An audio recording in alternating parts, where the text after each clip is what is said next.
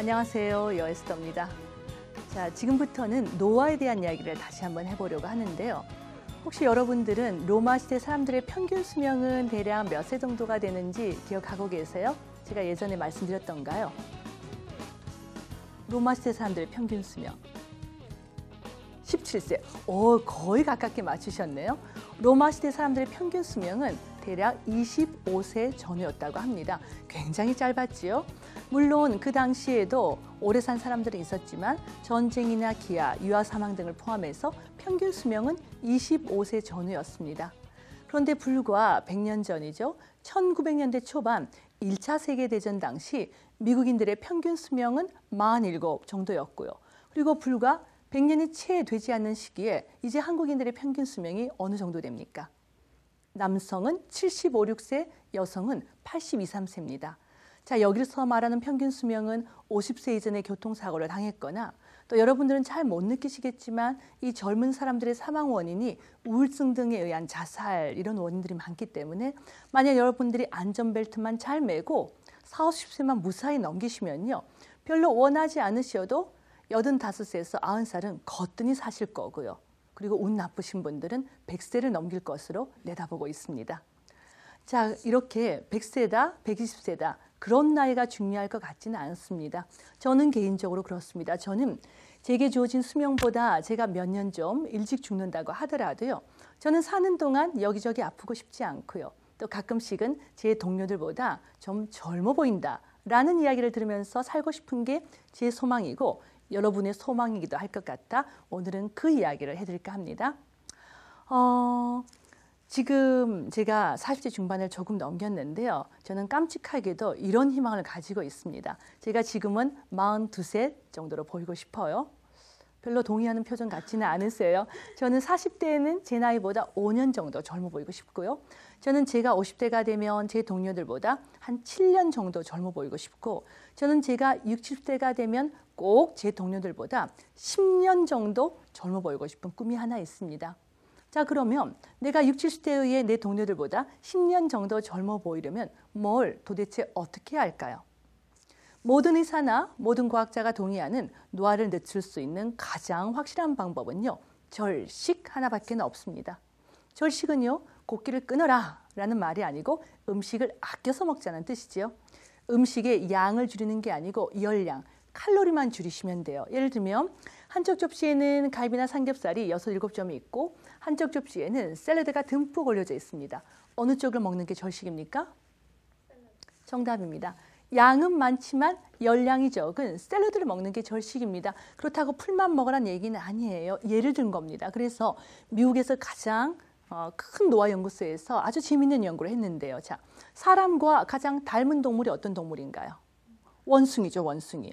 미국 노화 연구소에서 붉은 털 원숭이들을요, 120마리를 데리고 120마리면 여기 앉아 계신 분들보다도 훨씬 더 많은 숫자입니다. 그 120마리를 데리고 60마리는 평소 먹던 대로 멋대로 먹게 내버려 두고 나머지 60마리는 좀 신경 쓴 음식을 줬습니다. 신경 쓴 음식의 특징은요. 첫 번째, 음식의 양을 줄이지 않고 열량만 30%를 줄였습니다. 어떻게 음식의 열량만 30%를 줄일 수 있나요? 고기를 줄 때도 갈비나 삼겹살, 꽃등심 대신에 푹 삶은 보쌈의 살코기를 주고 생선을 줄 때도 기름에 튀긴 생선에 매운탕의 생선을 주는 방법으로 열량을 30%를 줄였습니다. 두 번째, 질이 좋은 단백질을 듬뿍 줬습니다. 질이 좋은 단백질이 뭔가요? 역시 푹 삶은 보쌈의 살코기, 그리고 짜지 않은 장조림 고기, 껍질 벗긴 닭살코기, 저지방 우유, 계란 흰자 삶은 거, 생선, 콩, 두부 이런 것들입니다. 이런 질이 좋은 단백질은 듬뿍 주고 세 번째, 포화지방이 많은 동물성 지방을 줄였어요. 포화지방은 어디에 많이 들어있나요?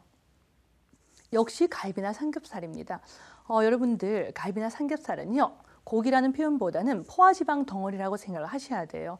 앞으로 삼겹살 드시러 갈 때는 고기 먹으러 가자라고 하지 마시고 우리 포화지방 먹으러 가자라고 하면 아마 잊지 않으실까 싶어요. 자, 삼겹살에는 갈비에 많죠. 꽃등심에도 많습니다. 또 닭껍질에 많지요. 닭껍질에 포화지방이 많고요. 또 일반 우유 안에 많습니다. 우리가 저지방 우유 말고 일반 우유를 먹어서는 안 된다고 하는 이유가 성인병이 있는 분들은요. 하루에 포화지방을 20g 이상 먹으면 안 되는데 일반 우유 200cc 안에는 포화지방이 8g이 들어있으니까 일반 우유는 3팩만 먹으면 24g이라는 포화지방이 들어옵니다.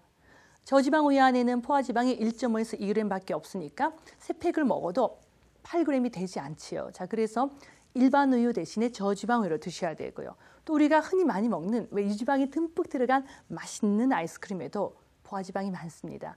자, 이렇게 음식의 양을 줄이지 않고 열량은 30%를 줄이고 질이 좋은 단백질을 듬뿍 주고 포화지방을 줄여서 이들 붉은 털 원숭이들을요 15년 동안 가만히 관찰을 했습니다. 사람에게 있어서 15년은 짧은 세월일지 모르지만 붉은 털 원숭이들에게 이 15년은요 반평생이에요. 붉은 털 원숭이들의 평균 수명은 대략 30년밖에 안 되거든요. 그랬더니 멋들어 먹어 원숭이들은 평균 수명인 30년 살다가 대충 죽었는데 절식을 시킨 원숭이들은 모두 38세를 넘겨 수명이 30%가 연장이 됐습니다. 아마 이런 생각 하시죠? 내가 이렇게 열심히 사는 이유가 먹고 싶은 거 마음껏 먹고 돈 많이 벌어서 행복하게 살자고 이렇게 열심히 사는데 오래만 살겠다고 굶주려 가면서 골골거리면 못하나 나는 굵고 짧게 살겠다. 그 생각 아시죠? 우리 고피디님이 그렇게 생각하시는 것 같아요. 그런데 그렇지가 않았다는 겁니다. 멋대로 먹어 원숭이들을 가만히 관찰을 했더니요. 일단 아침 일찍 못 일어납니다. 아침 일어나는 걸 너무너무 힘들어하고요. 일어난 다음에도 비실비실대다가 점심만 주고 나면 어디 가서 뒹굴고 졸고 앉아 있어요. 그런데 절식을 시킨 원숭이들을 봤더니 새벽같이 일어나서 빠릿빠릿하게 움직이는데 별로 피곤해하지 않더라는 거예요. 이상해서 데려다가 속에 있는 호르몬 검사를 쫙 해봤더니요. 멋대로 먹은 원숭이들은 노화를 방지하는 성장 호르몬, 여성 호르몬, 남성 호르몬의 분비가 바닥인데 질이 좋은 단백질을 준 절식을 시킨 원숭이들은 그런 노화를 방지하는 호르몬이 빵빵하게 분비가 되더라는 겁니다. 자, 그 말은 여러분들이 너무 귀찮으시지만 음식의 종류를 잘 선택을 해서 먹으면 얼마든지 절식을 실천하면서도 젊게 오래 살 수 있습니다. 자, 오늘은 여기까지입니다.